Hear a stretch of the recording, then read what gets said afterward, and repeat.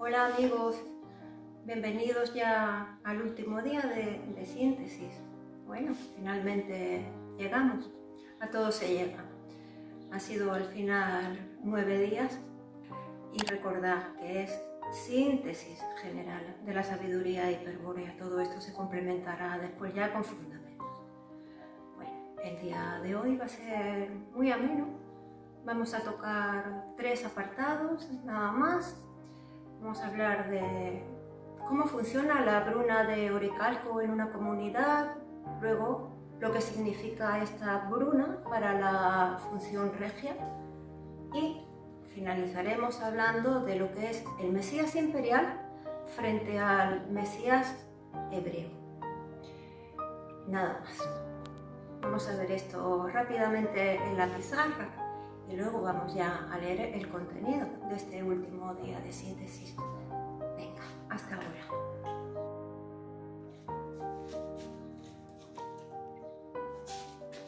Bueno, mirad, aquí lo tenemos, aunque ya lo he adelantado. El día se va a titular El Mesías imperial frente al Mesías hebreo. Son cosas contrapuestas. Es el 48º día, ya vamos llegando al 50 y es el 9º día de síntesis. ¿Veis? Vamos a ver lo que es la bruna de Oricalco en una comunidad.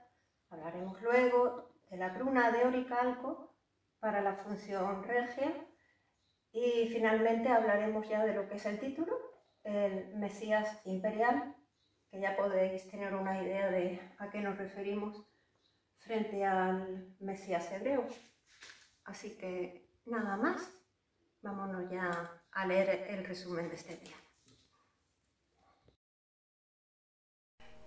Y bueno, pues vamos ya con el último día de síntesis y empezamos sin más preámbulo. Lo hemos llamado el Mesías imperial frente al Mesías hebreo. Y vamos a empezar con una pequeña introducción. ¿Qué dice?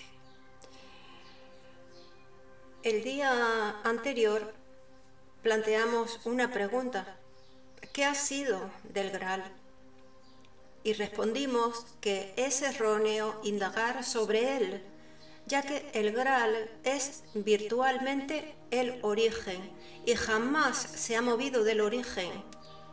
Pero es dado suponer que su asiento, la bruna de Oricalco, que posee las dimensiones de un objeto material, sí resulta afectado por las leyes de la física. Entonces, vamos a plantear 2 cuestiones acerca de la bruna de Oricalco.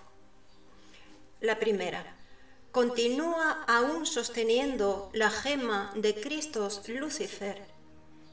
La respuesta es afirmativa. La bruna de Oricalco ha sido desde entonces asiento del Graal, situación que no ha variado en absoluto en estos tiempos. Y la segunda cuestión, ¿qué ha sido de la bruna de Oricalco?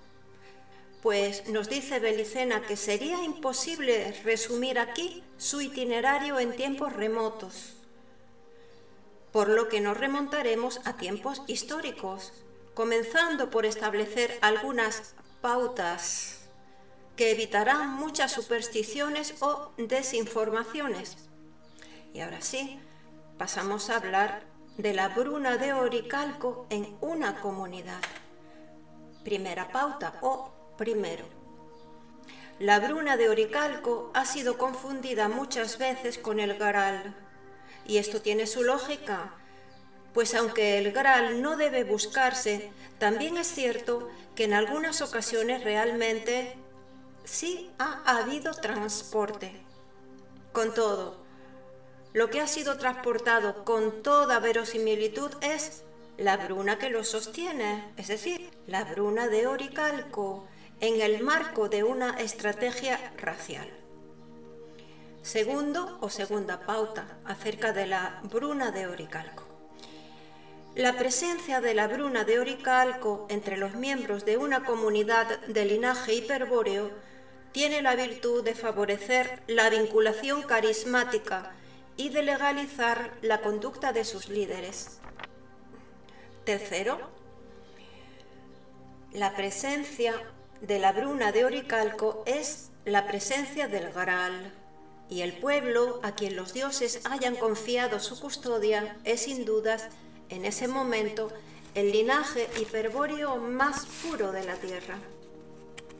Cuarto, para certificar si un determinado pueblo ha estado en posesión de la Bruna de Oricalco, hay que estudiar su arquitectura hiperbórea de guerra, la construcción de estructuras de piedra con peculiares propiedades topológicas que pueden no parecer hechas para la guerra debido exclusivamente a la ignorancia que existe sobre la estrategia hiperbórea.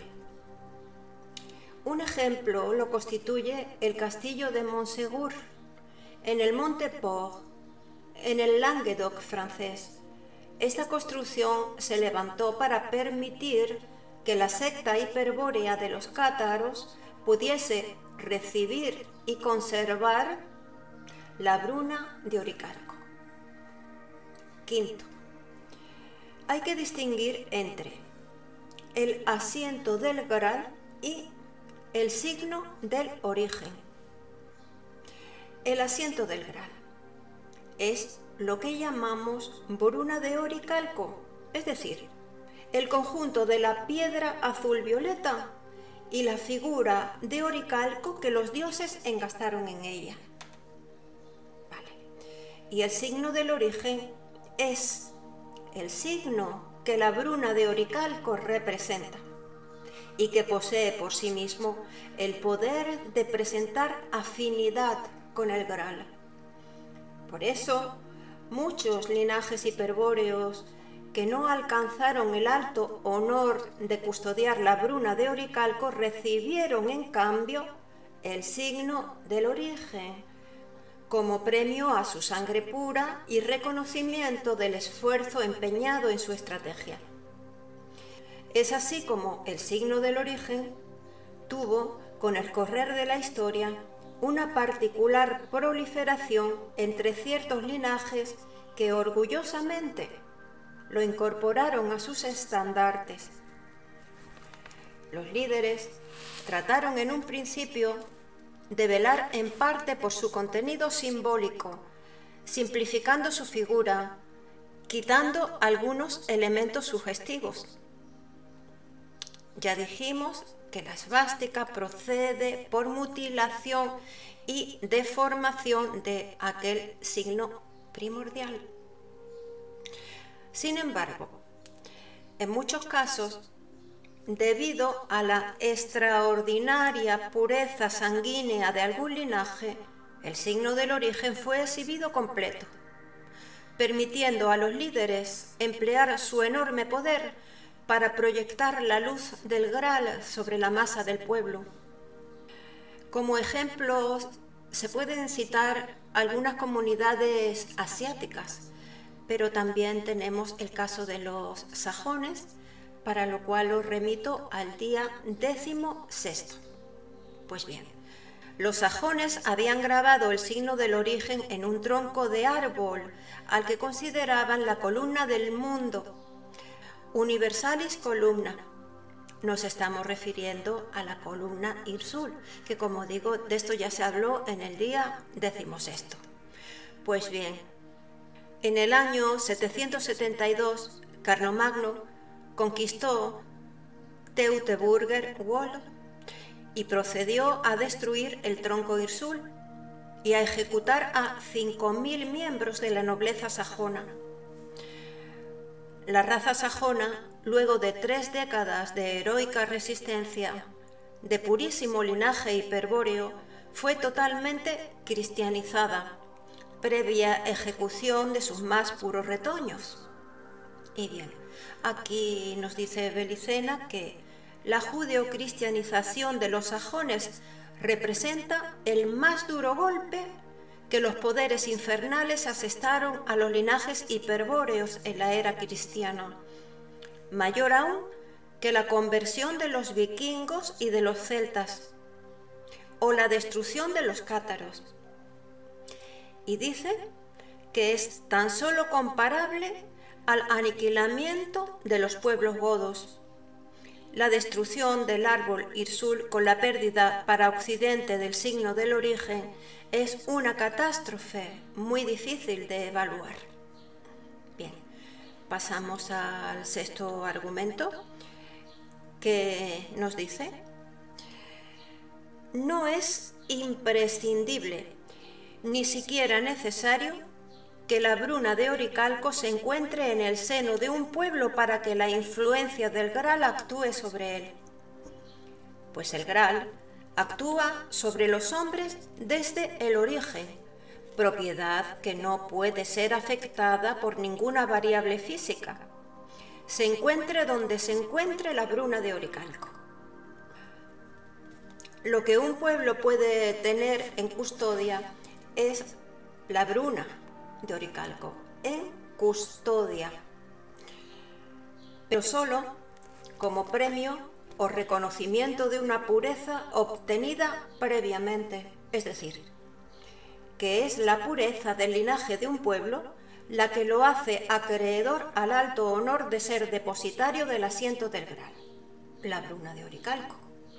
Con todo, la presencia cercana de la bruna de oricalco afecta al medio ambiente de quienes merecen tenerla, creando un microclima mutante.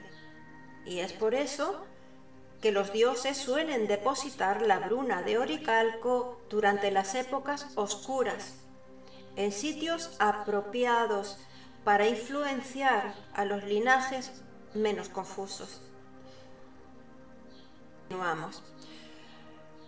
La piedra Graal, la gema de Cristo Lucifer, es sostenida en el mundo por la oposición de los dioses, donde cumple su función de reflejar el origen y divinizar a los linajes hiperbóreos.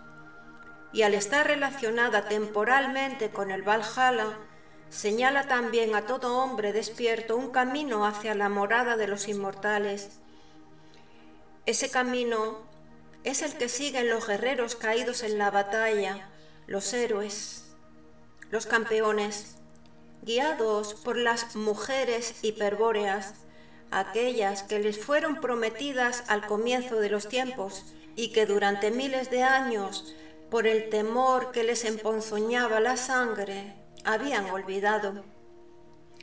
Si el valor demostrado en la hazaña ha sido suficiente purga, indefectiblemente ella, la mujer hiperbórea, estará allí junto al guerrero caído para curar sus heridas con el amort helado de hiperbórea y guiarlo en el camino inverso que conduce al Valhalla, y ese camino se inicia en el Graal. Pero no debe pensarse por eso que la luz del Graal apunta a la salvación individual de los hombres dormidos. Para ello, para la salvación individual, se dispone del canto de los dioses. Por el contrario, dentro de la estrategia odal, el Graal debe cumplir el rol fundamental de restaurar la función regia. Y con esto pasamos a hablar ya de la bruna de oricalco en la función regia. De lo expuesto hasta aquí, se desprende la importancia capital que tendría para una comunidad de linaje hiperbóreo conseguir la custodia de la bruna de oricalco. Ahora planteamos, ¿para qué necesita un rey o quien quiera que ejerza la función regia encontrar el Graal, o sea, la bruna de oricalco? Vamos a empezar por una reflexión acerca del sacrificio de los dioses liberadores para mantener el Graal en el mundo, y luego daremos respuesta a la cuestión planteada. La cuestión planteada era: ¿para qué necesita un rey encontrar el Graal? Y profundizaremos un poco más sobre la simbología del Graal. Pues bien, empezamos con la reflexión acerca del sacrificio de los dioses. Se requiere una profunda meditación en los símbolos que hemos presentado para captar su significado último. Nadie que haya tomado conciencia del increíble sacrificio realizado por los dioses para mantener el Graal en el mundo durante millones de años, mediante un constante y continuo acto de voluntad, podrá permanecer impasible en medio de la confusión sin experimentar la urgencia de liberarse de las cadenas del demiurgo y partir, tratando de aliviar de algún modo la tarea de los dioses. Nadie que compruebe con su sangre la verdad de estos símbolos podrá evitar que el honor, única moral del hombre, los apremie con insistencia para abandonarlo todo y partir. Pero esta partida será con las armas en mano, dispuesto a dar batalla sin cuartel a los demonios y sintiendo que la sangre se ha encendido con furor de guerrero. Ahora abordaremos la pregunta que quedó pendiente. ¿Para qué necesita un rey encontrar el Graal? Dijimos que el Graal, dentro de la estrategia odal, debe cumplir el rol fundamental de restaurar la función regia, es decir, que debe servir a un propósito racial o social. Por eso, el Graal será requerido en todos los casos en que se intente instaurar el imperio universal o cualquier otro sistema de gobierno basado en la aplicación social de la ley del cerco, monarquía, fascismo, nacionalsocialismo, aristocracia del espíritu, etc. Los hechos históricos que conducen a la búsqueda del Graal pueden resumirse simbólicamente como sigue. Bueno, esto que voy a decir ahora recuerda a la historia que ya contamos de Parsifal. No recuerdo en qué día, pero lo podéis mirar. Bueno, pues dice, simbólicamente. En principio, hay un agotamiento o decadencia en el liderazgo carismático, un vacío de poder. Los mejores caballeros parten a buscar el Graal en un intento de poner fin a los males que aquejan al reino y lograr que retome su antiguo esplendor. Los mejores caballeros equivalen, porque estamos hablando metafóricamente, los mejores caballeros equivalen aquí a cualquiera de las múltiples fuerzas sociales que se aprestan a lanzarse sobre la función regia cuando existe acefalia, sin cabeza, o vacío de poder. Bien. Seguimos con la metáfora.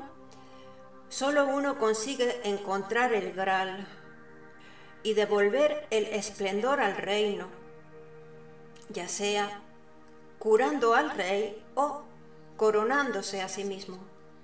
Curiosamente, el caballero triunfante siempre es presentado como tonto, loco puro, ingenuo, pero especialmente plebeyo. Pero si el problema se reduce a una mera lucha de poder, ¿para qué necesita el nuevo rey, élite, aristocracia, casta o lo que sea encontrar el Graal? Porque el Graal confirma la función regia. Cuando en tiempos de crisis una élite o un líder carismático accede al poder con intenciones de restaurar la función regia, debe apresurarse a legalizar su situación, pues si no, otra élite u otro líder vendrá a cuestionar sus títulos e intentará también ocupar el lugar vacante, sucediéndose así una interminable serie de batallas políticas o militares. Y si hay lucha por el poder, nadie tiene su control y puede ocurrir que al final el reino acabe dividido entre ambas facciones. Por ello, es necesario dirimir la cuestión ante un juez infalible, que sea una autoridad indiscutida y trascendente. Aquí es donde se plantea la necesidad de recurrir al Graal, porque el Graal es la tabula regia, es decir, el que decide quién debe gobernar, a quién le corresponde regir, porque revela quién tiene la sangre más pura. Pero esta revelación no es simplemente oracular y arcana, sino que por mediación del Graal, la pureza del líder, su derecho a la conducción, será conocida por todos y reconocida por el pueblo como rey indiscutido. Cuando un linaje hiperbóreo confía en la luz del Graal para la elección de su líder, puede decirse con propiedad que se sucederá una dinastía de reyes del Graal. Durante el reinado de uno de estos, puede pasar que el linaje adquiera un grado tan elevado de pureza que se haga digno de obtener la custodia de la Bruna de Oricalco. Y esto es lo que ocurrió en el siglo XIII con los cátaros, en el condado francés de Toulouse, cuando la Bruna de Oricalco les fue confiada. Se alegará contra esta afirmación que los cátaros eran maniqueos, es decir, herederos de la tradición gnóstica, y que por eso fueron aniquilados. Pero tal argumento es de origen golem moderno, e intenta desviar la atención del hecho más importante de la epopeya cátara, la relación de los cátaros con el Graal. Bueno, en definitiva, la Bruna de Oricalco fue confiada a los cátaros no porque fueran gnósticos, sino por su relación con el Graal, porque participaban activamente en técnicas de transmutación colectiva, que no pueden excluir la función regia, y no simplemente porque eran de filiación gnóstica. Y ya por último, vamos a hablar del Mesías imperial frente al Mesías hebreo. Un tema relacionado con la propiedad que posee el Graal de ser tabula regia es esta, la del Mesías imperial y su imitación, el Mesías judío. Es decir, el Mesías judío es una imitación del Mesías imperial. Daremos algunas nociones acerca del rey del Graal. 1. Se es rey del Graal por la pureza de la sangre, atributo absolutamente individual, que no depende ni de la raza ni de la estirpe, ni de ningún otro patrimonio material. 2. Un rey del Graal exhibe virtudes puramente personales, tales como la intrepidez, el valor o el honor, y jamás se fundamenta su prestigio en las posesiones materiales o el valor del oro. 3. Por esta razón, la autoridad de un rey del Graal proviene exclusivamente de su carisma personal, que se extiende al resto del pueblo merced a la vinculación que se establece entre el rey y cada uno de ellos en su sangre, por mediación del Graal. Este es el principio de mística psicosocial. Y por eso, el rey del Graal es reconocido por el pueblo. 4. Todos los pueblos tendrían su rey del Graal si la acción de la sinarquía y de la raza hebrea, con su democracia, socialismo, comunismo, etc., no hubieran corrompido la función regia. Y 5, para terminar, si hubiese la posibilidad de que un rey del Graal fuera reconocido por todos a nivel universal, en ese caso, se trataría de una persona de innegable pureza, cuya majestad sería evidente para todos los linajes de la tierra. Y el único señor que acredita para todos los linajes hiperbóreos tal derecho es Cristo, Lucifer.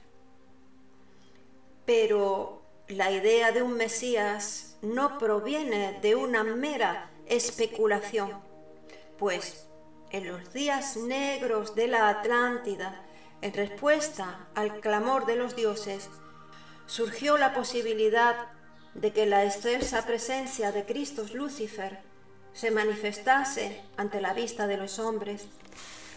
En esos días, la confusión de los espíritus cautivos fue tan completa que ya nadie respondía al canto de los dioses ni era capaz de recibir la luz del Graal.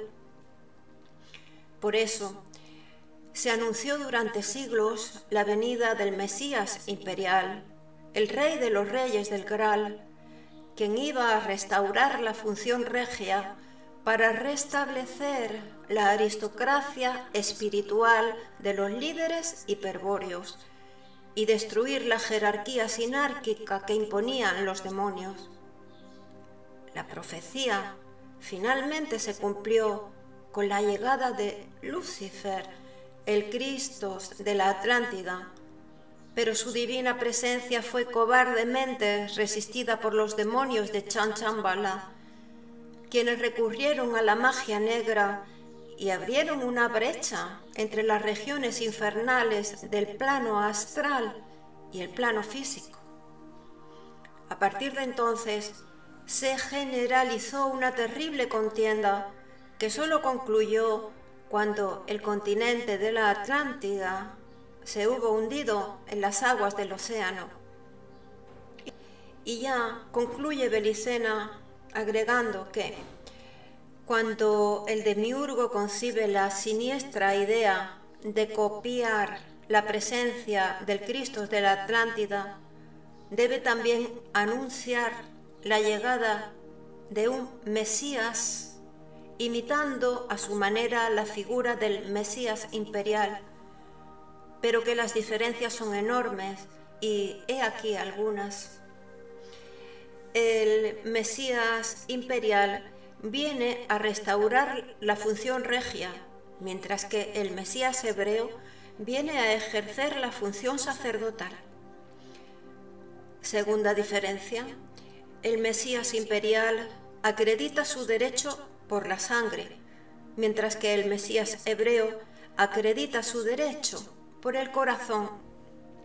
Tercero, por eso, el Mesías imperial será reconocido por el pueblo por la sangre, carismáticamente, y por eso el Mesías hebreo será reconocido por el pueblo, judaizado, por el corazón, emocionalmente. Bien, finalizamos aquí este bloque de síntesis general de la sabiduría hiperbórea.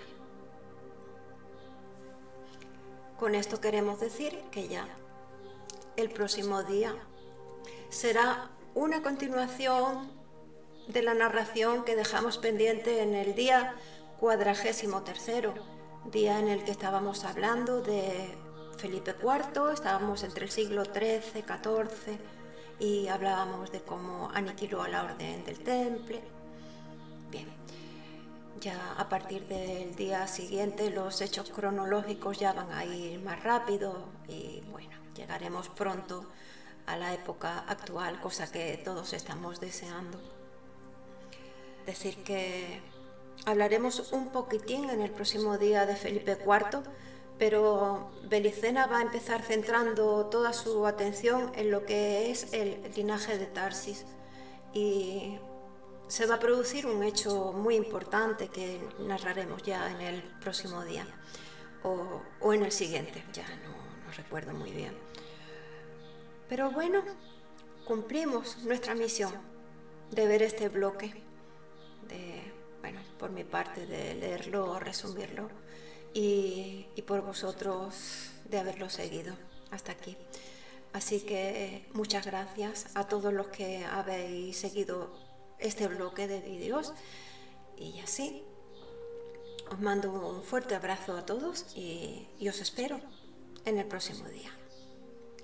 Un abrazo, amigos.